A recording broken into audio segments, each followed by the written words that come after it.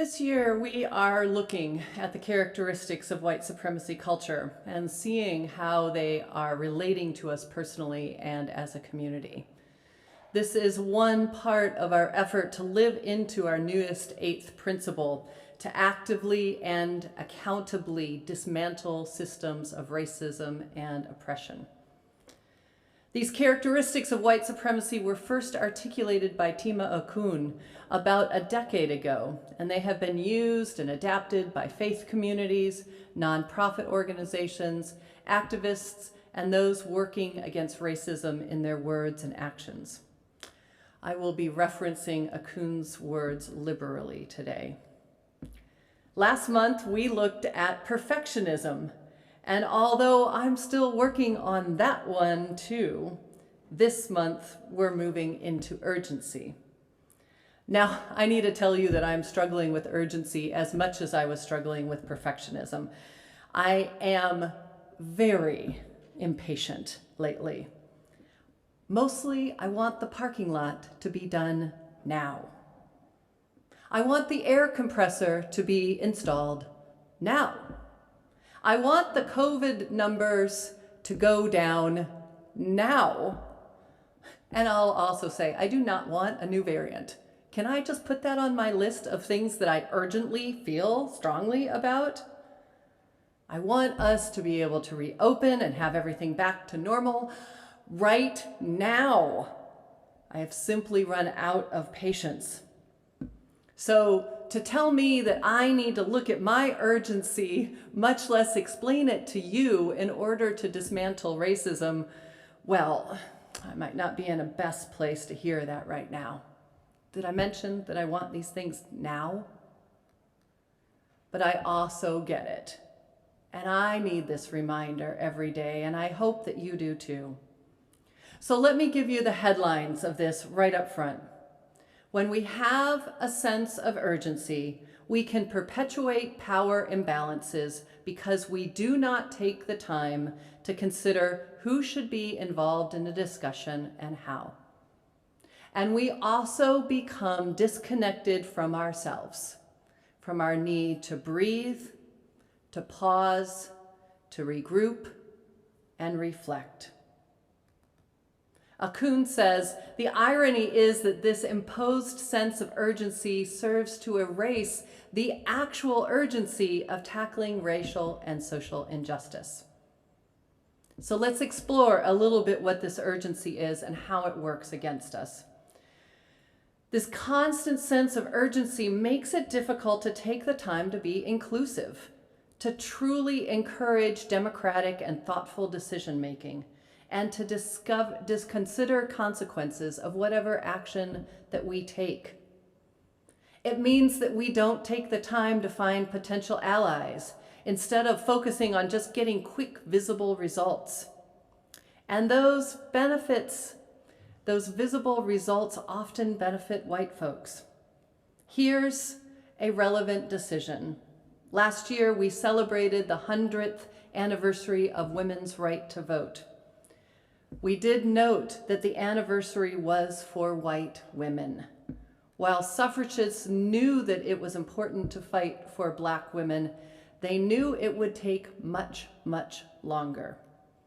They made the strategic decision to do it faster, to get the vote for white women, than taking the time that it took to fight for all women.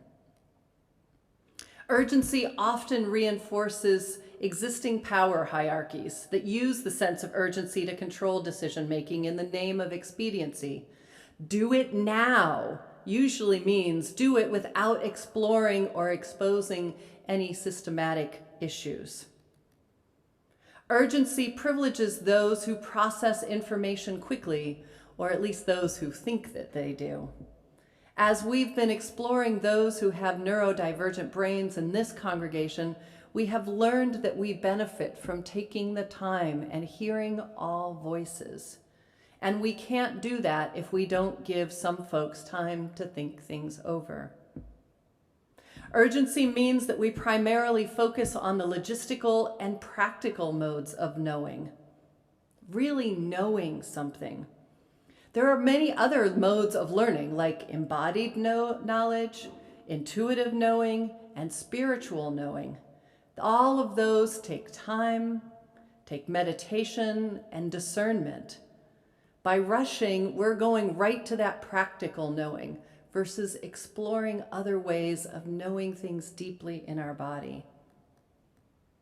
And urgency reinforces the idea that we are ruled by time, deadlines, and needing to do things in a timely way, which is often based on arbitrary schedules that have little to do with the actual realities of how long things take, especially when those things are in relationship to others.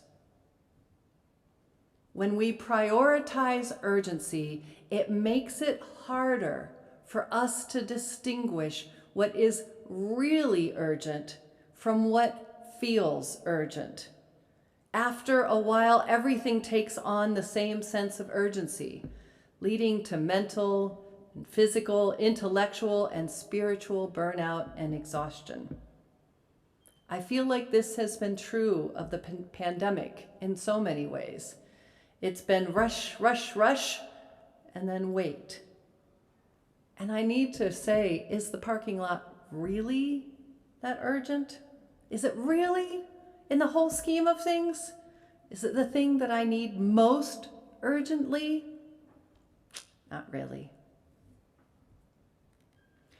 So let me address what Gary said about in the reflection, using Tima Akun's words.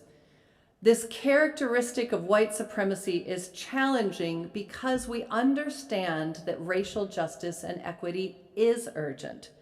White supremacy and racism threaten, target, and violate people of color and communities every day. We are called on with this characteristic to hold the volatile and tender contradiction as an underlying urgency about our immediate need for justice, which is always with us with the day-to-day sense of urgency that too often defines our organizational and community cultures, leading to these consequences that we discussed above. White supremacy culture is not urgent about racial justice. White supremacy culture is urgent in the name of short-term power and profit. And white supremacy culture likes to engender a culture of urgency in those of us who are working to dismantle it because it knows that living with that constant sense that everything is urgent is a recipe for the abuse of power and burnout. So let's recap this. There is real urgency, but sometimes there's a false sense of urgency that prevents us from building relationships, creating a sense of exhaustion because everything is urgent, even when we know what's happening with that. And it reinforces us making fast decisions rather than good ones. Fast decisions rather than decisions that can dismantle these oppressive systems. So what does this look like in our everyday life? Well, for me, it often means that I'm in such a rush to cross things off of my to-do list, I don't take the time to think about who else I should talk to before I make a decision. It means that I often focus on getting something done quickly instead of getting it done with an anti-racist lens. And the truth is that some of the things that I want to cross off aren't truly urgent. I just want to get them done so I can move on to the next urgent thing. I really do have the time to have the conversations about how to do them well and in ways to support our values. And I end up having those conversations that if I take the time, they're actually more meaningful than the thing that I was going to cross off the list anyway.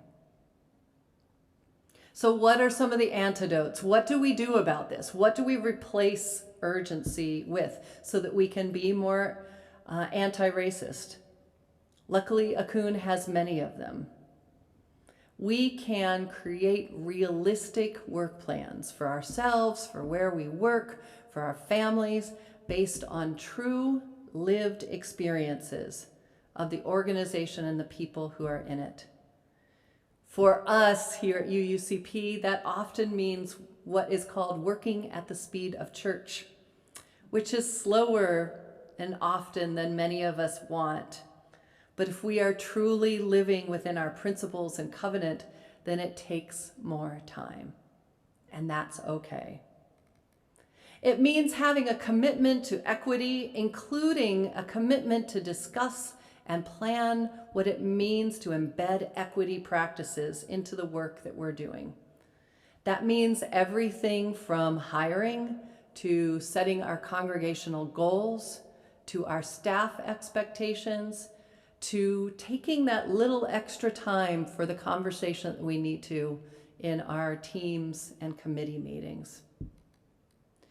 It means spending a little bit more time at the beginning of a process to be clear on how we can make good decisions, even though we live in this culture of urgency.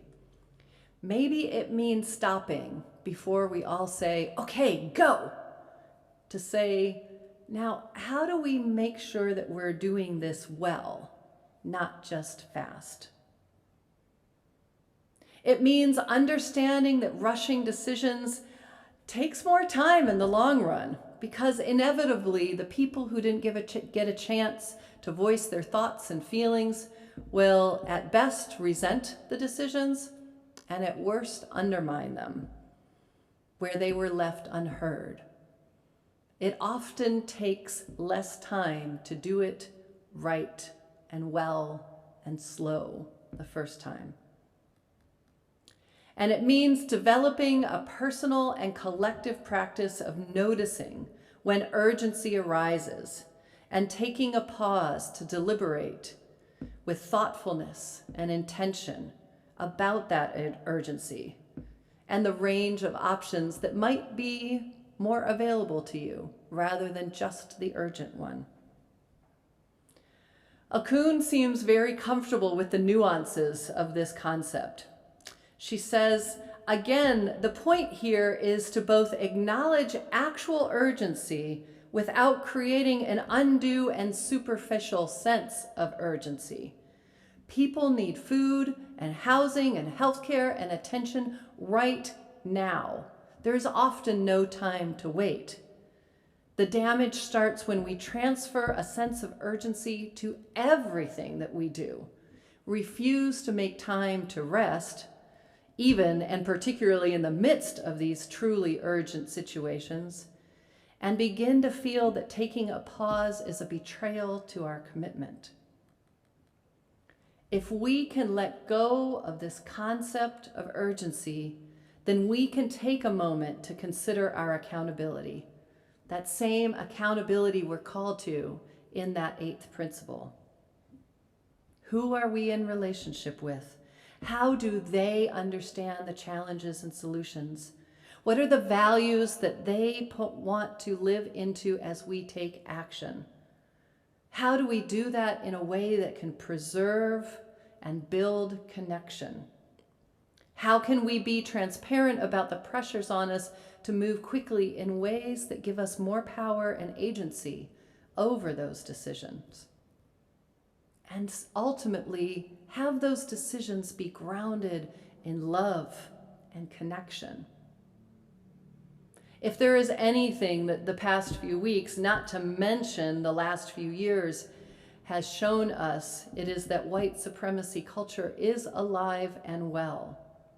We see that in the acquittal of Kyle Rittenhouse, where his right to carry a gun into a crowd of Black Lives Matter protesters and kill 2 of them is prioritized more than the Black lives that they were protesting. By the defense of the 3 men who killed Ahmaud Arbery, the fact that we even had to wonder what the verdict might be in that was a sign that white supremacy is still alive. By the ever-growing, I'm finding them amazingly more absurd conversations about race in our history and how fragile so many people are in discussing what really happened in our country, in our communities. It seems counterintuitive, I could say this. It seems counterintuitive that to dismantle racism faster, that we need to slow down. That to provide a counterbalance for this destructive culture, we need to take the time to build relationships, listen to each other, and see how we can live more intentionally into our values.